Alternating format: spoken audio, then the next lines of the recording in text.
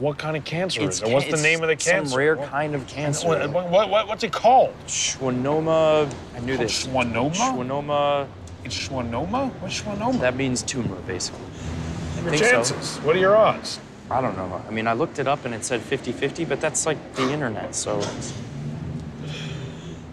It's not that bad. That's better than I thought.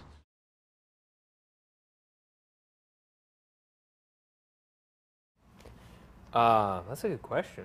I think more and more people are beating cancer as medicine gets better, and I think I think that and I think the taboo is lifted a little bit as more people confront it creatively, as with anything, I guess. But I think that's what it is. I mean, I think the reality is that what we found, I mean, again, we didn't set out to like make any grand statement on cancer. Yeah. We were kind of just trying to reflect our own experiences. But what we found is that Will, I mean, he didn't change that much when he got sick. Like, there was kind of this shadow over everything, but he still had a job. He still tried to get with girls. He still, went to bars, and we went to parties, and we still did all the stuff that a guy... We had a sense of humor. Yeah, and we still told jokes all the time. We still do all the stuff that a guy in his early 20s does, So I think that maybe just as people become more comfortable with the subject, they can portray it more realistically. And for us, when we were going through it, people would come up to me, and their impression of what it was like to be sick was based off of the bucket list. Based off of some really melodramatic movie they'd seen about cancer, and I feel like more people are surviving, and it's not so bleak. It doesn't have to, there's never been we felt like there hadn't been a story told about someone young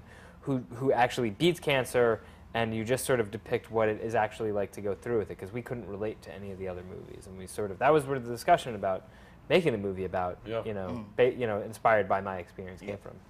And then, what about this movie do you think will surprise most viewers? I mean, I guess that depends on what their preconceived notions are of it, which I never do know.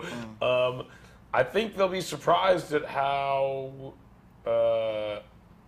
good Joseph looks bald, more than anything. He is very good looking bald. Yeah. He looks very good bald. Some people can't pull that off. But I don't know. I mean, I would say they'll be surprised at how funny it is, but maybe they expect it to be funny, so that's no surprise to them.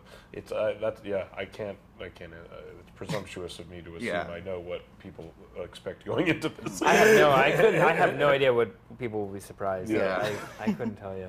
So in the movie, you mentioned, or what a character mentions, or Joseph Gordon-Levitt's character mentions in terms of endearment.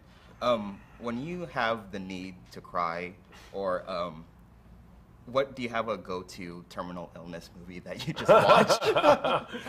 I've never seen The Notebook, but I hear it's a real tearjerker. It is. The English Patient. That one was. But isn't she like crushed under a rock? Or is that considered a terminal illness? I never actually saw it. I never saw it either.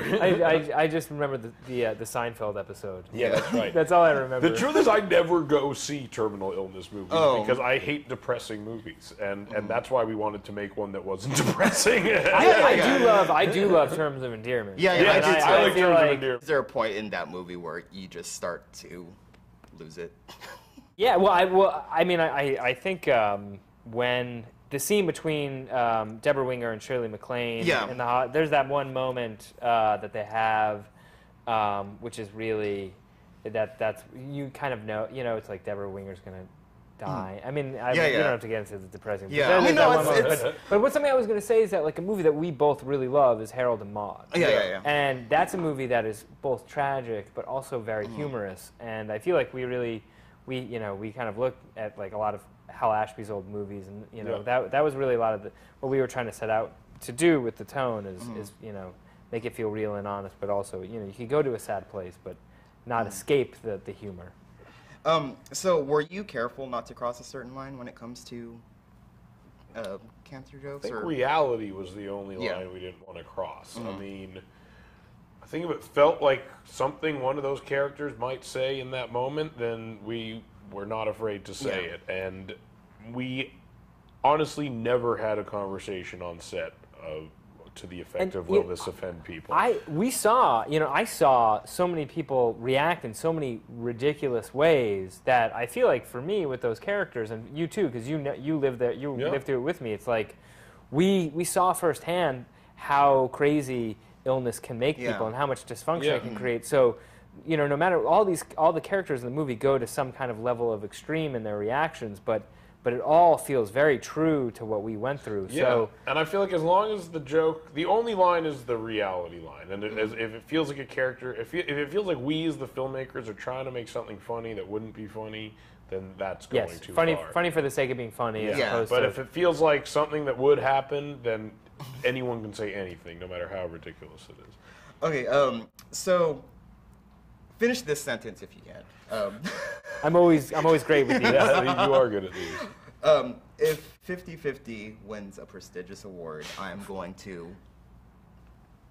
Do you want to take this one? I don't know what I'm I don't. gonna I do. can't. You don't Shit want my to. pants. I don't know.